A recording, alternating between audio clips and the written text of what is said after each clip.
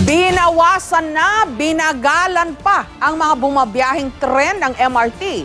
Yan ay habang nagsasagawa ng safety inspection kasunod ng pagbigay ng axle o ng bakal na nagdurugtong sa magkabilang gulong ng isang tren kahapon. Dahil dyan, asahan na raw ang mas mahaba pang pila sa MRT tuwing rush hour. May report si Ivan Mayrina.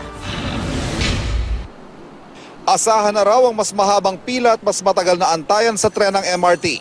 Yan daw ang resulta ng pagbabawas ng mga tren ng MRT na bumibiyahe tuwing peak hours. Mula 20 tren, 15 na lang ito. Pinabagal din ang takbo mula 40 kph, 20 kph na lang ngayon.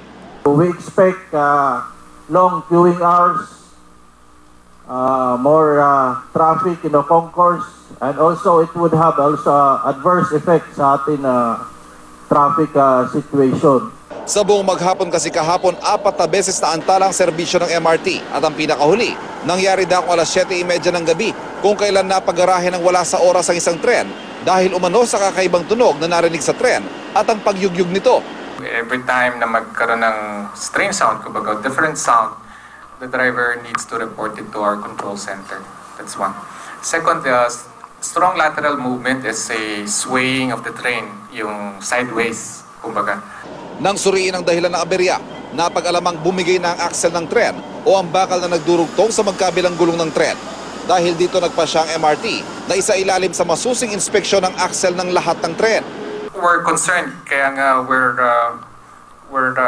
reducing the number of trains as well as lowering the speed to assure the public na the trains will be safe.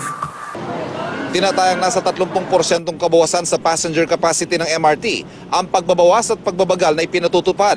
Ibig sabihin ng pila halimbawa tuwing peak hour sa North Avenue Station southbound tuwing alas 6:30 hanggang alas 9 ng umaga, aabot na hanggang 400 meters mula sa karaniwang 300 meters. Ganito rin ang posibleng mangyari sa Ayala Avenue Station northbound tuwing peak hours ng alas 5 hanggang alas 7:30 ng gabi. Mas mahaba po ngayon kumpara nung mga nakakaraan. Ngayon, ngayong araw na to. Mas Actually, mahaba. ang MRT, nagbawas daw kasi sila ng tren. Bakit? Dami ng tao eh. Dapat hindi. Dapat ginawa pa yan before. Kasi dapat yung maintenance dapat tuloy-tuloy. Kaso parang nakaka-perwisyo ata. Ivan Mayrina, GMA News.